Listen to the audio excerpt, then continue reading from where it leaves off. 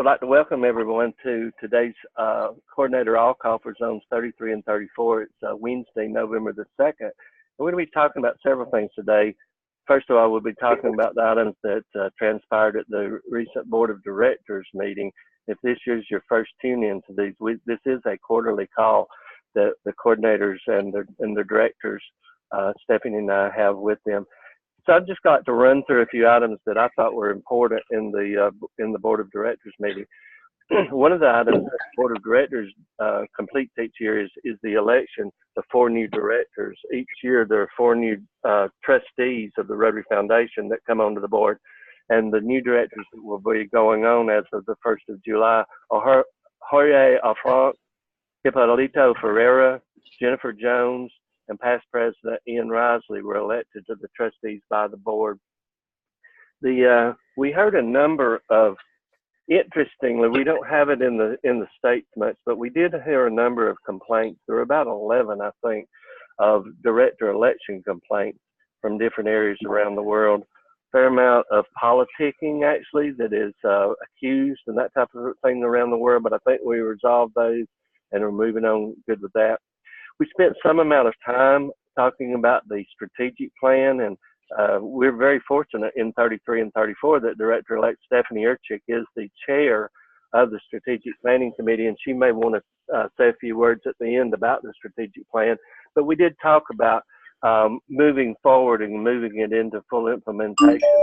The first initiatives of that plan are pretty much fivefold. First, enhancing Rotaract, and I'm going to talk about Rotaract a little bit more in a few minutes. The second one is potential areas of focus modification. You know, as we have 6 areas of focus now, and there may be some review and possible modification of those. The next area in the first rollout will be that of governance and how we run the organization, how it is processed on a daily business. Looking something that the board, the 5th one is something that the current board has already gotten very active in, and that's in business process review, how we're running our business. We are making, I think, a lot of positive changes. One major positive change is that we have been running on the same IT platform for 2 decades. This coming year, we're spending some major bucks, but we're not putting Band-Aids on anymore.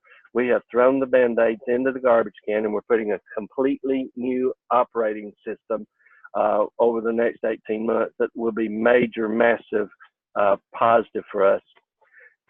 A lot of the stuff that's in our current databases are going to have to be hand coded over, so you could expect some delays and that type of thing, but once we're converted, we should be, as they say in the South, cooking with grease. The last area in the initial initiatives is programs of scale and how we roll things out, when we roll them out, how we sunset items that should be sunsetted, or if they're not working anymore or not appropriate anymore. So those are the 5 main emphases of the first year in rollout. And I'm sure Stephanie will talk a little bit deeper into the strategic plan because it's rapidly getting over my pay scale here. So the next item that we talked about is the council on legislation coming up in the spring. Anybody know how many pieces of legislation are up for consideration in the council? Several hundred pages that I've seen. Several hundred pages. It's 116 pieces of legislation. 116? Yeah. Yeah, 116 pieces of legislation that have qualified to be considered. In the process of that, there's a large number of items, I think, from the board. There are actually 11 items coming from the board. And I want to talk to you a little bit about them, even if you're not on the council, so you understand what the board's trying to do in trying to streamline and move our organization into this decade, into this century, even in some places. First of all, we are asking for another dues increase of $1. We're also asking for a dues increase of an amount in another area, so the net increase, if they both pass, is not the full $1. We have a situation in our reserves that basically all of the way it's defined in our Constitution now, all of the money that we have, nearly all of the money that we have is considered as reserves, items that shouldn't be in there. it considering the amount of reserves that we keep by our bylaws, basically conserves all of our cash. And if something happens, then we're bucking into having to go up against our reserves. And so what we're looking at is asking for a change in what we include in reserves. Like, for example, our short-term Rotary International, not the Rotary Foundation, but short-term Rotary International funds that we've invested. Right now they're in reserves, but we can bring those out. Our cash account doesn't need to be in a reserve. It's daily operating money and that type of thing. So first of all, we're asking for the change in the way that we compute the reserves. And then we're asking that we change it from the name of general surplus fund so that it's clearer and it's with current accounting technology, that we simply call it a Rotary International Reserve and actually call the reserve that. There are a number of items in the council about when the council meets, how it meets, the frequency of it, and what it does. There are calls for a biennial council. There are calls for an electronic council. You know, we pull the council on resolutions out, and they're in their voting phase now, the first year and first process of their voting phase. But we're actually looking at, and the council delegates will decide if we really even keep the frequency and or the method in how we count it. There's also one that instead of having 500 some odd delegates, effectively each zone would have a delegate or two, and they would rotate back between the paired zones from year to year or every other year. So expect that there could be some change in the way we do our council on legislation. There's an item that the Interact Rotaract Committee put in, and it was put in my opinion, and in a lot of the senior leaders' opinion, in haste and not worded really well. The way it words is that Rotaract clubs will have an opportunity to become Rotary clubs, okay? I've talked to a lot of Rotaractors. I'm talking with a lot of them now. We're to be talking in Norfolk next week with the Rotaractors while they're there. All of you know Alex Ritchie, who is on the committee and is leading the Rotaract Summit next week in Norfolk. What Rotaractors want to be is equal citizens, and I support that, as does all of the board support that. The president and the president-elect support that. What we have right now is that we have Rotary clubs here. Let me get my arm in the right direction. We have Rotary clubs here, and then we have Rotaract clubs down here as a program, okay? They're not members of Rotary International. So what Rotaractors want is to be elevated up, at least, maybe not equal members to Rotarians, but at least elevated into Rotaract clubs, having membership without having to be a Rotary club, because they're very proud of the organization. I'm very proud of their organization. We're seeing massive increases in Rotaract clubs this year, and Rotaractors with Barry's initiative of doubling the number of Rotaractors. But expect that if that doesn't come to the council by an amendment, then it will be ready to go for the next council. We have a proposal to come forward that would make Rotary International a 501c3 corporation. As you all know, the Rotary Foundation in the Americas is a 501c3. Doesn't mean anything to anybody outside of the United States, but it's a very potentially heated discussion here. The intent of the prior board, when they formed this 501c3 shell corporation and got IRS's approval for it, was that then under the educational aspect of Rotary, there could be some tax benefit for people, for Rotary clubs and for Rotarians within the Rotary clubs, especially who file tax returns, because some of those contributions, a portion of their dues, a portion of their contributions, that type of thing, might be considered a charitable donation at that point. So there will be some legislation talking about that and looking about that. There's a piece of legislation that's coming that, the board talked about this, and it's coming through as an official thing. And I was kind of entertained in a positive way, felt really proud of Zone 33 and 34 when I heard it being talked about.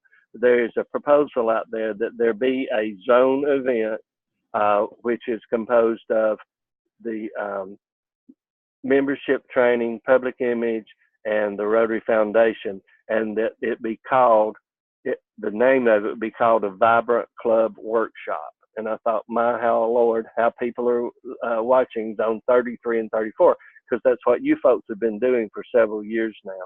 And Rotary is taking note from that. This proposal did not just come out of the blue.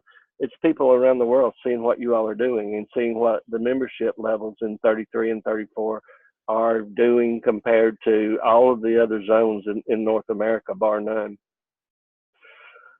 The President Barry said, let's try to move this ship a little bit. It is a ship. Rotary is a very big ship, and being on the finance committee this year and sitting through week-long finance committee meetings, I've learned a lot down in the lower decks of the ship, and it is a big ship. And Barry said, let's just, if we can start this ship moving just a little bit. Well, what we've tried to do as a very supportive board is to be those thrusters on the front of the ship. And as we move that bow to the port or the starboard, turn the opposite thrusters on to even increase it more. We are taking some change. We're making some change. How many committees does anybody want to take a guess about how many committees we ended the year in Rotary, within Rotary? How many committees we had? Wild guess, anybody? With both of them, it's about 55, isn't it? Foundation and International? A little bit more actually. You're close, but a little bit more. 67 committees. Unbelievable. 67 committees. At our first meeting in July, we had a brainstorming session for a better part of the day, and we gave some directives to staff about how can we fix this, how can we redo this. We've come back, and then we're in the process of trimming the committees. Mark, as the president-elect, Mark Maloney, has asked for less than half of the committees that we had last year going forward, and he plans to trim more. Tashiel plans to trim even more, but we're even doing things like, instead of in-person meetings, committees will meet more like on Zoom, go to meetings, avoiding costs, becoming more efficient, more electronic communication. We've even talked about WhatsApp committee meetings, or visiting amongst the committee via WhatsApp between their meetings. So we're trying to make some change and make it a lot more positive. Redistricting has become, excuse me, an issue with both with the board and with the redistricting committee. The board took action on 11 different blendings at this last board meeting. Some of them they were into the third or the fourth year of prep. Some of them were maybe one district was in its second year and the other district was in its third year.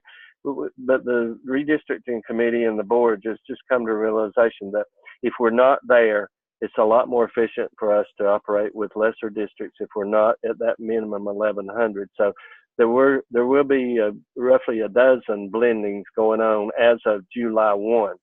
Some of those are being escalated, and we are involved in 2 of them, which is being escalated.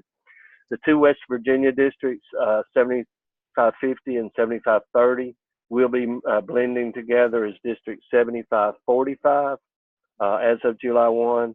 They all are aware of that. They're all on board. They have regrouped within the last week and have named their district governor-elect, their district governor nominee, their designate, and their designate, or whatever it is.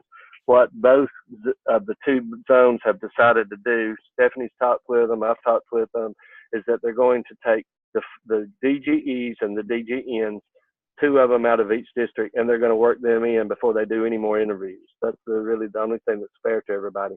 So in West Virginia, Sherry Messenger will be the DGE coming to Norfolk. Sean, I'm missing names here. Sean from the Northern will be the DGN. After him, the guy that was the Sean what? Sean Sawyer. Yeah, Sean Sawyer.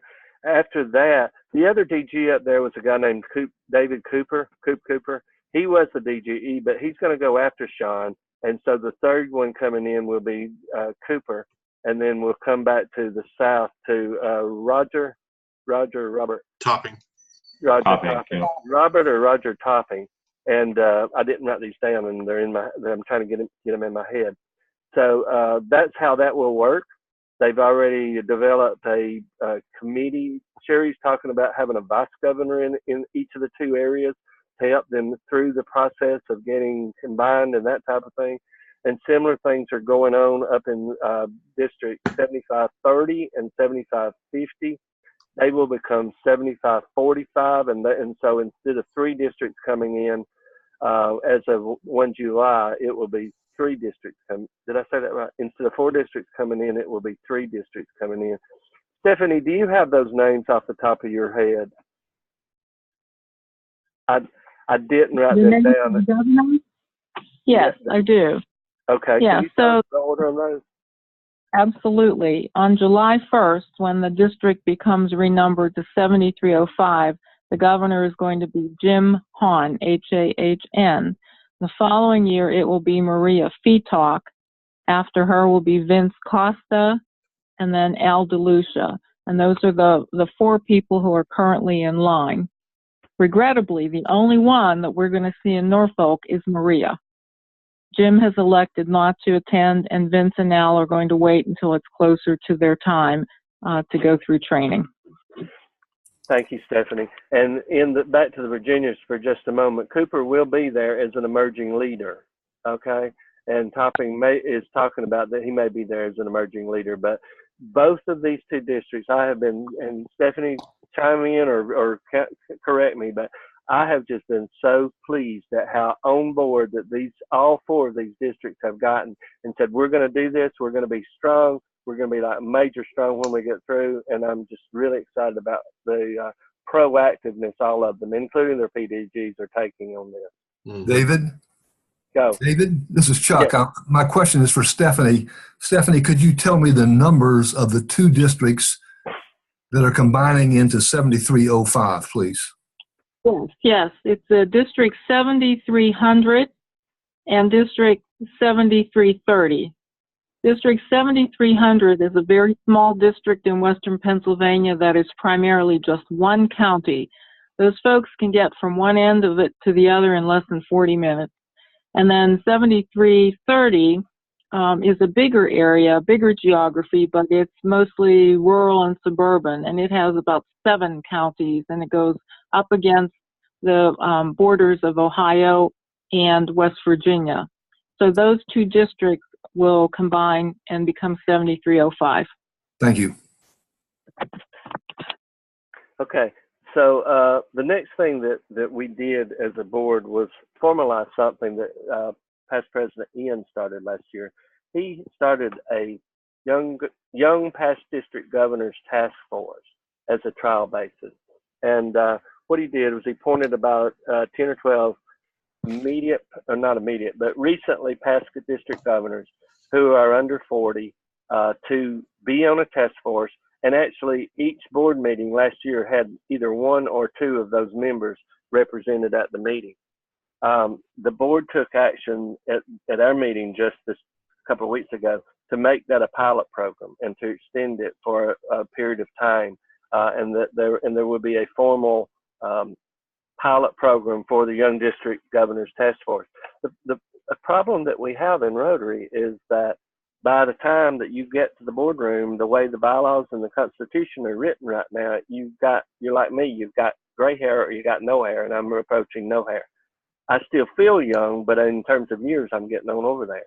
And so we want to have younger input at the boardroom table. These people have, the only difference of them sitting in the room is they don't get a technical vote, but they get as much talk as anybody else does. And it has just been very positive so far. We actually, the task force going forward, we actually have a member represented from in zone 33 and 34. So that was exciting to me that out of the whole world, we have a young governor's task force member on that. That's the bulk of we talked about a lot of stuff administratively and operationally and that type of thing, but that's the bulk of the big things that we talked about. So at this point, I'll open it for questions about any of that. And if there's not questions, we'll move to the coordinators for brief reports. Anybody? David, this is Patrick. You said under 40 is the Young Governors is under 50, correct? Did I say? I thought it was 40. Is it 50? The report I heard in a committee meeting last week was under 50, but you may be Okay. correct. Okay, 50 then. I'll give you 50, but I thought it was 40. But I'll check on that and let you all know. We'll stand corrected if it is. I want them to be under 30, Patrick. I hear that. We need younger voices on that in that boardroom. I think it's a great program. Anybody Sure. else? Okay, let's go to the coordinators then. And if you don't have anything, you just say pass. I wrote down everybody's name so I could log y'all in, and then there's no particular order whatsoever. It's just as I thought of them. So we'll start off with Brenda. How about it, Brenda? Anything to report, Brenda? Sorry, I was on mute. Yeah, sorry, I was on mute, on my own mute. One thing that we're working on right now is to try to get the People of Action campaign down to the club level. And that really, a lot of that came to pass with Jim Probstorfer when we were working on the summit and GETS. And we just started working on that. And our big thing is that we're not getting some of these RI programs or our own programs down to the club level. And if you test around, a lot of times you'll find that the regular club members do not have any clue what People of Action is. So all of our media thing for the GETS program will have People of Action played up, because we spent a lot of money. We don't want to drop that particular program, but we need it not just for me and you to be talking about it, but for the regular Rotarians on the club level to know about it. So that watch for more People of Action things in the future. That's wonderful. And we're going to be talking all about that People of Action when we get to Norfolk next week. Okay, Sheila, how about you? Yeah, I got a couple of things. We started a Zoom webinar series. We're having our third one next week. They seem to have been going pretty well. The first one, we had 85 registrants. We based that on how to put a public image plan together. The second one was social media and websites. And the one next week is how to use video for the clubs and your projects and events.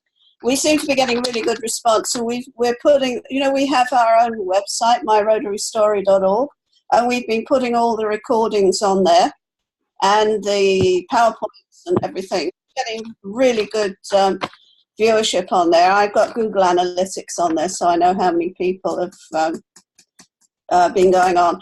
One issue that arose, David, that I wanted to speak to you about, in my kind of various meetings I've been having with clubs and districts, I've had a few meetings recently with e-clubs. They all have the same issue. They're all confused about how to project their image. They're not sure who they are and what they should be doing. But the issue that arose with all of them is that they're a bit upset because when we list the zone clubs, we don't actually list the e-clubs on there. They said they've been left off a lot of lists. If anybody's putting lists together or like on the websites, can we please include the e-clubs? I promise that. What list are they being left off of, Sheila? Well, they were kind of, I asked them for specifics, but they were kind of general about it, saying, Okay, like when I list 220. They should be listed on our website. And I don't know about all the districts, but in my district, the e-clubs are counted as a full member. They're listed in the directories and that type of thing. So if you'll kind of reach back out to them and find out where it is that they're being left out, we'll make sure that we get them in there because we want to get it out. And there should be a special place on our new website that every e-club that we know about will be listed there. So if someone needs a makeup, they can go click on any of the e-clubs in the zones and find out where they are. Yeah. Okay, I'll pass that information on. One other thing that you mentioned that people have been looking at zones 33 and 34 for, how well we're doing with different things. The online video contest that I ran, apparently it's doing really well. I had an email from Connor Fitzpatrick saying he'd had a lot of inquiries about it after they ran an article about it in the Rotary Leader. I've had 3 international RPICs who want to start the same thing in their regions. So we are making way. That's wonderful. As We you're, continue and you're feeding information to Terry Weaver for the new website, make sure he's getting these videos captured, uploading them to him, or giving him the site web addresses to them. Yeah, That's he's got the links, and I've sent everything up, so awesome. we're up to date with that. Thank you, David, for your interesting information earlier too. Thank you for for all that you're doing, Sheila. Let's go to Nancy. Hey, yeah. I'm proud to announce that Zone 33 annual program fund is up 24% from last year this time. So bang up job.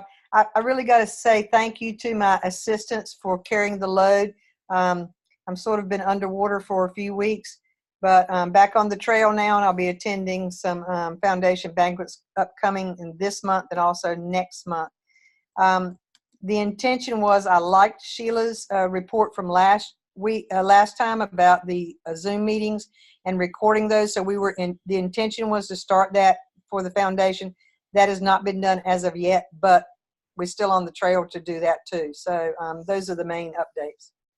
Awesome, that's great. And how about Ivan? We'll stay with the foundation a minute. Ivan, you have anything? Ivan's got to unmute. He's talking, but he hasn't unmuted. Okay, there you are. Ivan, you're unmuted. Okay, thank you. You got it? Zone 34 is emphasizing the Giving Tuesday. I remember a year ago, Erin showed us how significant that was.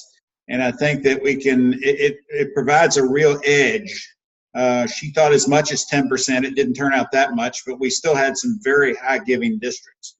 We're setting up fireside chats right now in preparation for $2 million dinners in 6980 and 6960. And I know one of them will succeed, 6960, and I'm working on the other. We've got, had a real good World Polio Day, and I think Rocky and Bob will talk about that perhaps. And then the Alumni Association, we have a candidate for that and the Global Service Award. So things are looking good. We had an increase also. Ours was not 24%, it was 9%. But I think that's great. We've just got to make sure we can sustain that. You'll do it, right? Yeah. All righty. Okay, thank you, Ivan. And I'm going to pause just for a minute, go back to Patrick. Patrick, you are correct. I stand corrected. It is 50 instead of 40. I just checked, and it is 50 instead of 40, so you were correct, okay? And thank you for bringing that up. I don't mind being corrected when I'm wrong. Yeah, but Patrick? Okay, Rocky. It's time to mute Rocky. Yeah, let's go to Chris and then to George. Thanks, David. Appreciate it. So Zone 33 has been busy with some membership summits so far this year. We've done them in 7600. We were scheduled in 7620, but it didn't happen. We've done one in 7630, 7670, 7680, 7690, 7730, 7750, and 7770. So we've been in most of the districts already this year. And many of the other districts are looking for us to come in for a second round boost after the first of the calendar year. And Patrick, you can speak briefly to what you thought of the event that we just did in your district, if you would. Yeah, sure. First off, I appreciate you and Terry being there. It was a treat to be with you when you became grandfather that day. That was a special part of that district membership summit. But yeah, last year, we had a summit that was extremely well reviewed. The same again this year. We had about 100 and, well, we had a hurricane come through. We only had about 130 there, but had good turnout. And the evaluations, much like last year, were as high as anything I've ever seen in Rotary. extremely effective, and clubs are already putting into place what you all shared, Chris. Thanks. I appreciate that, Patrick. And in terms of membership, our numbers are looking fairly strong. Even though 34 is ahead of us right now, we will do what we did to 34 last year and beat them in the end. Actually, I think we're about 100 members ahead of what's showing on RI. We're measuring the difference between what DAC-DB has and Rotary has, and there's about 100 member differential. So the assistants are working with their districts to try and get that under control. Otherwise, things are rolling right along, and we're looking forward to GETS and the Leadership Summit next week. Awesome. Thanks, Chris. How about it, George? Okay, dream on, Chris. It's you that's dreaming with your little scotch there, Dream on, dream on. Okay, so the club and district visits are going fabulously. Very, very pleased to be getting into a number of districts for their either their membership seminars or their membership joint foundation PI seminars. We've been into 6970, 6990, 6890, 6980, and 6930. Particularly pleased to get into 6930. Both 6930 and 6990 had their first membership seminars in known history, and both were very well attended and excellent events. So we're delighted about that. We have our WhatsApp group for membership, which is going very well. It's creating more of a dialogue between our ARC team and the DMCs, and almost making the DMCs an extension of ourselves. And not only do we have a WhatsApp group where we discuss items, I also issue, as you know, David and Hate, my newsletter every month, but it is a very short, sharp newsletter with only 2 pages. George's is short. I'm interrupting him. George's is short. I love it. Thanks. Well, the DMCs are supplied it in Word format so that they can actually amend it and personalize it and make it more district worthy. And so that's working well also. So overall, we've also done a recent Zoom on new clubs, and very pleased with the result that we got from that. And we have another Zoom coming up, which will be on revitalizing Rotary clubs. And Chris, bad news for you. We have now gone through plus 500. Last check, plus was 504, the largest growing zone in North America again. I look forward to the fight, Chris. We'll see how it all pans out. I actually issued on WhatsApp saying that membership can be very tidal, as we know, and whether we've actually gone over that mark where we'll get through the December purge and then obviously the June purge. But we have actually instituted for this year's summit, we've got a new subject, which is actually going to be discussed with the DGs, which is preparing for the purge. And I think that'll be interesting, an interesting conversation to have with the DGs. Preparing for the what? The purge. The what? Preparing for the purge. I'm sorry, it's a very Scottish thing to say. There's too many hours. It's the purge of our membership that happens at the end of the year when people are getting close to the okay. I'm with you. I got it. Not when you throw up the haggis, huh? So before we move on, I want to capitalize on something that George just said. I'd already made my statement about newsletters. I do not deviate from that. But listen to what George says. He puts it out on social media, and that's great. But he has designed that in a Word document that is specifically going. Correct me if I'm wrong, George. I thought I heard you say specifically going to your district membership chairs, right? Yes, it is. Yep. And they're an audience that wants it. They want these PR pieces. They want these promo pieces. And he's just kind of skipping Sheila and Brenda and going on with it directly to them, which that's great. And giving it to them in a Word format that they can turn around and they can send it out if they want to. That's great, George. Keep it up. Thank you. Okay. I'm going to skip Alex and Patrick for right now. Let's go to Bill. Bill Griffin, you on the phone? Is Bill on? I didn't see Bill come in. Okay, how about Mike Conrad? Mike, you there?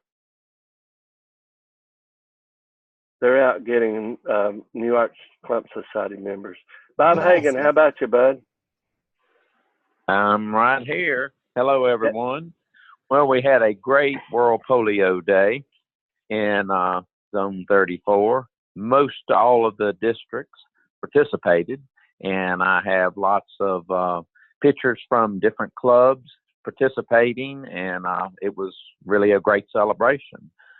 District 6900 hosted an event at the CDC where we introduced 2 new arch clumps that their entire contribution went to polio. One from District 6900 and one from District 6910. So we're very pleased with that. World Polio Day was successful all over our zone, and we're very pleased with the money that was raised. I don't have a total, but I know many clubs participated, and hopefully most of them met their goal of $1,500 per club for this year. So we're off to a good year, and look forward to moving on. Wonderful. Thanks, Bob. And how about it, Rocky or Chuck one? Y'all fight over it. There's no fight. Chuck does all the work, but I'll do some talking and then I'll let him finish it up. Is that fair enough, Chuck? Fair enough. Actually, we're off to a good start, and I'm most pleased. I think most of you know that over the last several years, we kept raising somewhere, and I'm talking about a zone. I don't know if we're a zone or a region, David. If I go to my Rotary, I'm a region, but when we're talking as a zone. July 1, we will become regions, and I'm staying with zones till then and not confuse anybody too much. But you go ahead and confuse us. Well, I'm already confused, but I've been confused for years, but that's all right. But we have been raising over the last 10 years somewhere between $1 million and $1.5 million.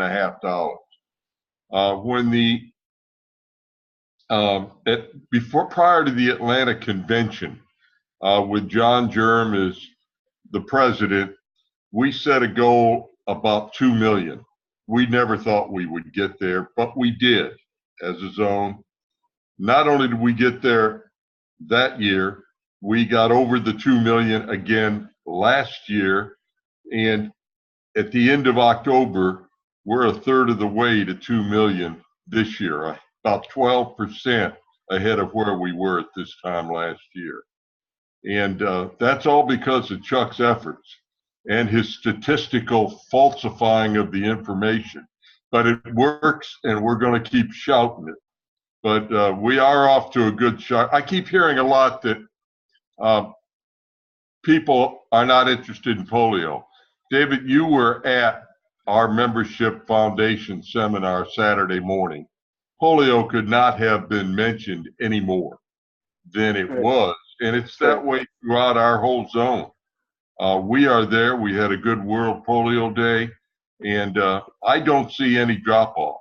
I really don't at this point in time. If anything, I'm not saying individual Rotarians may not be dropping off, but for the most part, districts and clubs are meeting all the goals. And Chuck and I are most grateful to them because they make us look good from time to time. Chuck? Rocky, the only thing I would add is that one of the ways we got to that increase of 10 to 12% in our polio numbers so far this year is simply because we recognize that there are people out there who are or think they might be a little tired of hearing about polio, and our push has been to combat that donor fatigue. And that's one of the themes that we're using when we go into clubs and districts is to just that, combat donor fatigue and tips for how the district people in the polio bit are able to best do that. And we have a newsletter article in the Zone newsletter coming out that speaks specifically to that. David? Wonderful. Chuck, had you finished? Yes, I have, David. Thank you. Making sure you had finished there. David, if you don't mind, if I could interject something, I think most everybody knows that I am a grandfather, and today my granddaughter was 4 months old. And something I really want to brag about that is very unique is my daughter took her to get her shots. And my daughter calls me jumping up and down and said, "Dad, Winnie just got her polio vaccine." Isn't that neat? That is awesome. That is awesome. Made me feel good. Had to spread that word. Great. That is awesome. Congratulations.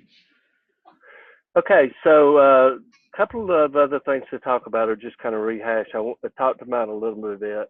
The website. The website will go live on Sunday morning. Sunday morning we have about a 10-minute session. It'll be static. It won't be live. We're not relying on technology, but Terry has developed a really good static session on the website. And while he's doing that, we will roll it out Sunday morning and it'll go live. We're not going to roll it out, I don't think, before then.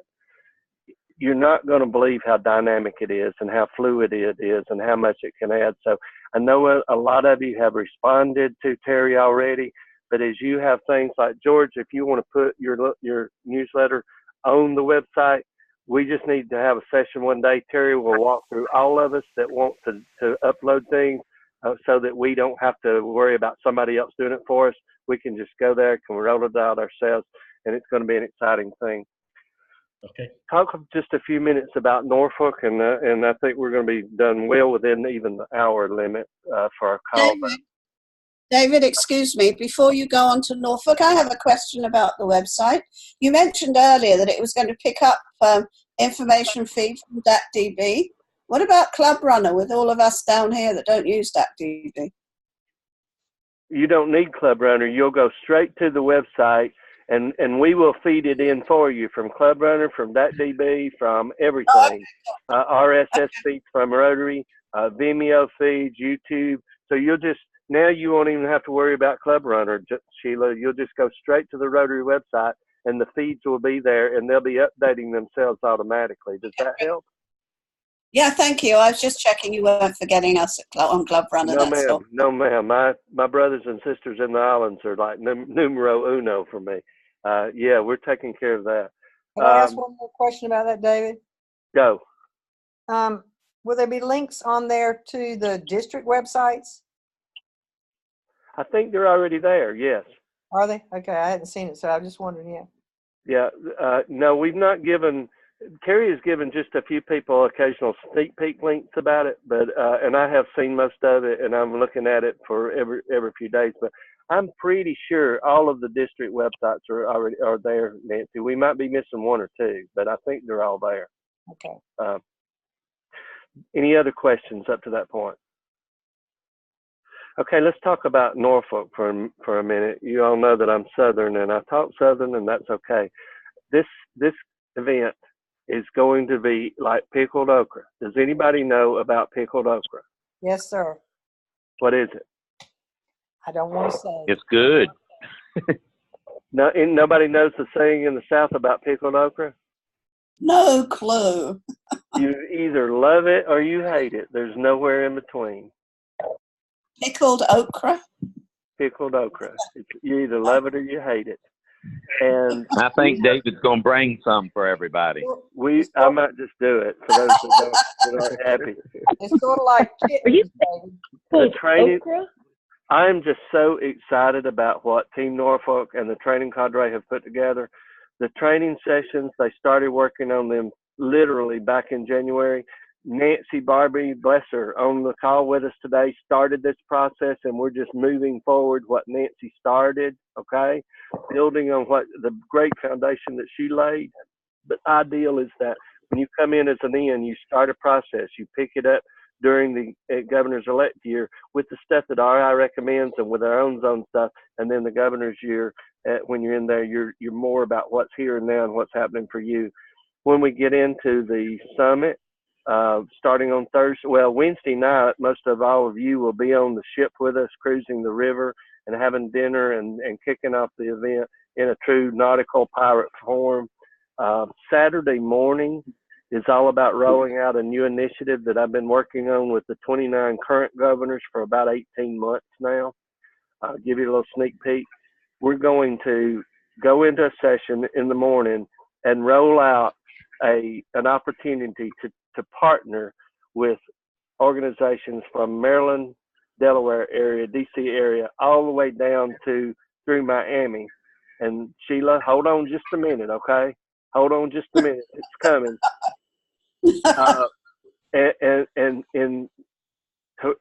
including the islands, but the existing organization is not in the islands, but our island sisters and brothers are partnered with it, and they may even actually be the beneficiary of some of it, where we have hurricane problems and where we have issues with hurricanes. We talked to the governors when we were all elects. I was an elect, they were elected. Said, what can we make change in our zones? And I gave them about 4 topics to talk about. We did do survey monkeys and that type of thing.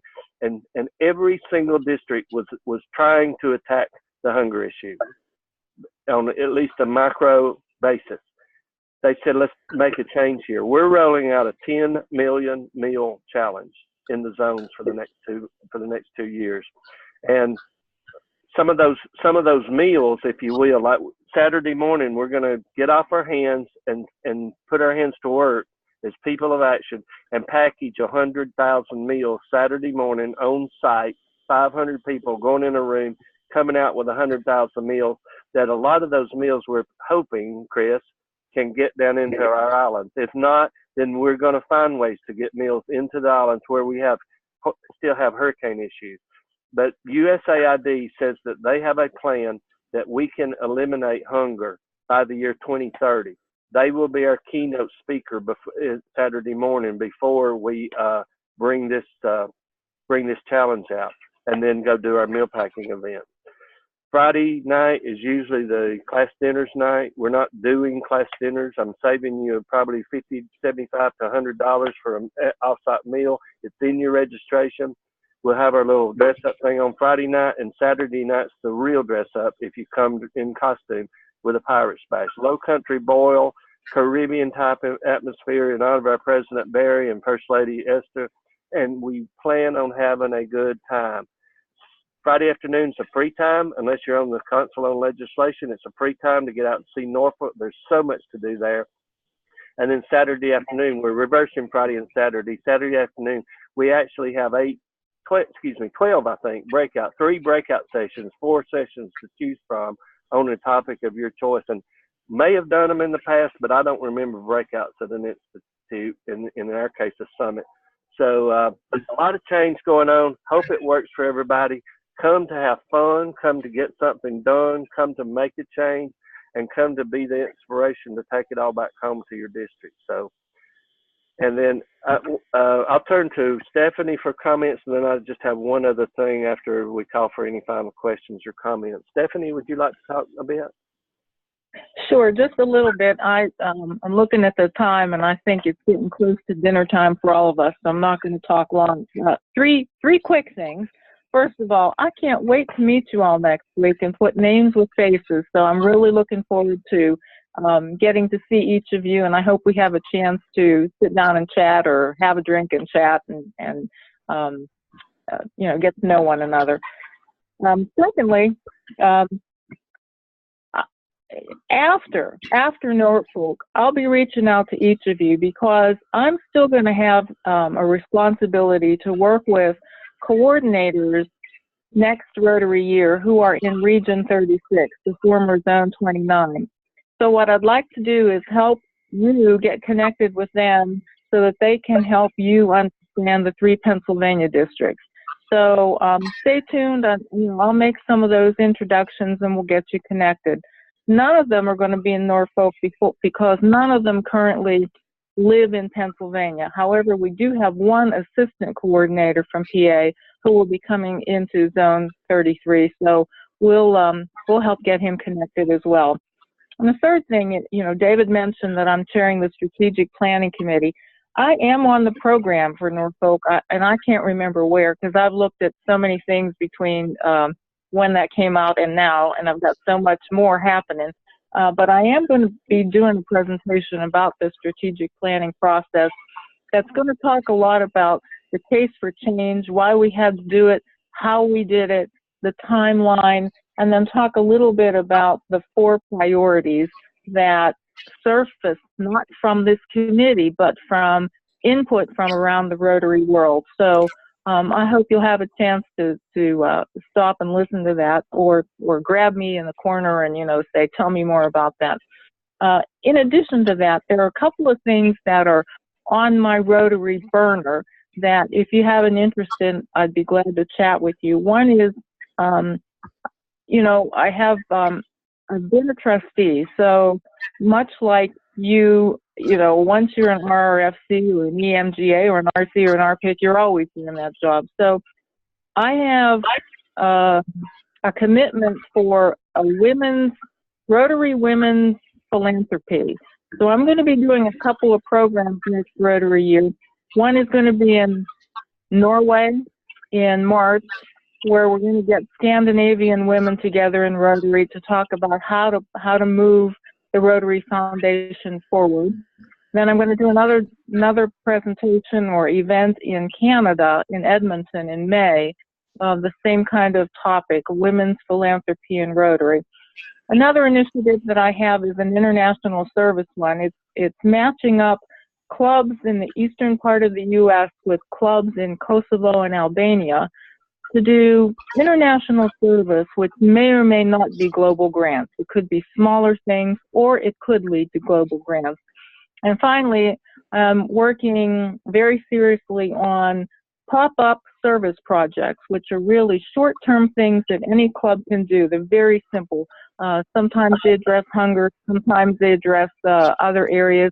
The pop-up service project that we just finished locally here in the zone was a birthday bag project where people were invited to put 7 items in a bag, and the 7 items were a box of cake mix, a tube of icing, a pan to bake it in, napkins, candles, plates, and a table cover.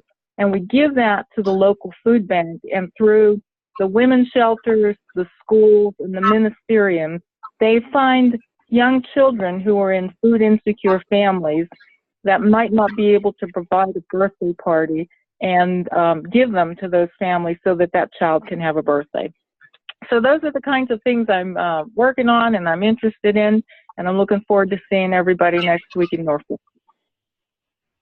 Okay, thank you, Stephanie.